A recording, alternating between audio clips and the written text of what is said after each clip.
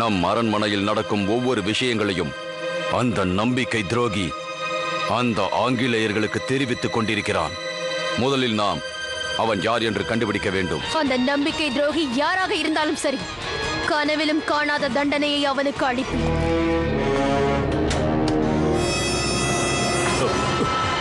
என்ன செய்து கொண்டிருக்கிறீர்கள்?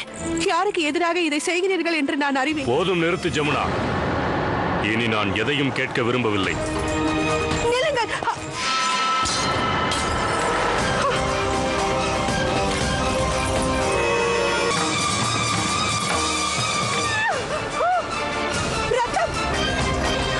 என்னாயிற்று அண்ணையே?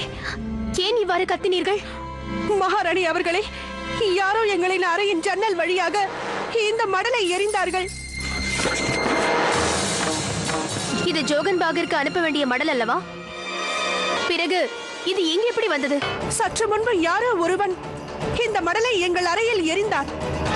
இப்பொழுதுதான் எனக்கு தெளிவாக புரிகிறது.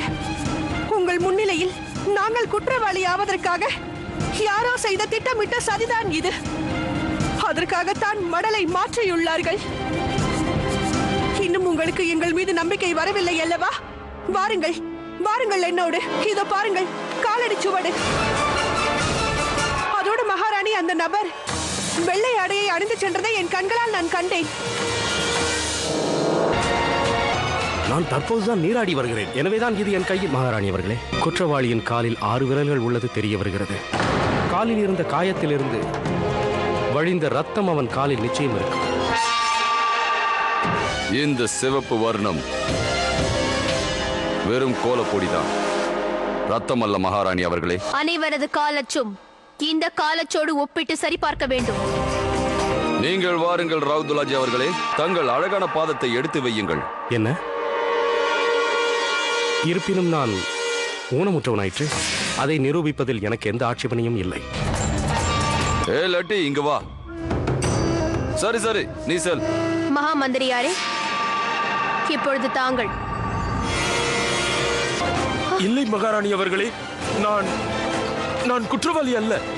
மகாராணி அவர்களே, என்னை நம்புங்கள். நான் உண்மையைத்தான் கூறுகிறேன். நான் லட்டி மற்றும் இளவரசருடன் வெளியே விளையாடிக் கொண்டிருந்தேன்.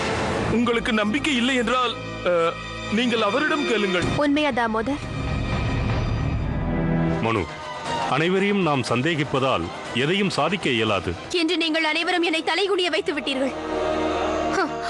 ஜூன் 23 நெருங்கிவிட்டது. புரட்சி போர் வெடிக்க இருக்கிறது. நம்மை நோக்கி மாபெரும் போர் காத்துக் கொண்டிருக்கிறது. ஆனால் நீங்கள் அனைவரும் நான் உங்களை சந்தேகித்ததை எண்ணி வருந்துகிறீர்கள்.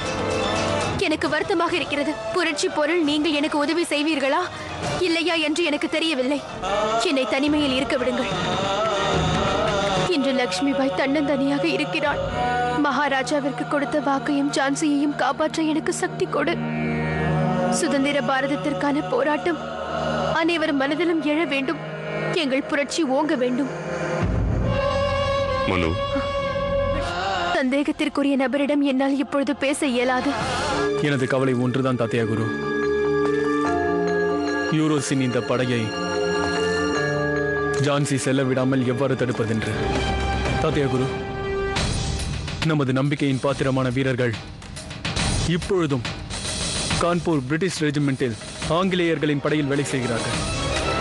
அவர்களிடம் விஷயத்தை கூறி உள்ளிருந்து ஆங்கிலேயர்களை தாக்க சொல்லி, அதே நேரத்தில் வெளியிலிருந்து நாம் நமது தாக்குதலை ஆங்கிலேயர்கள் மீது தொடர்ந்தால் அதன் பின் அனைத்து பிரச்சனைகளும் தீர்ந்துவிடும் அல்லவா?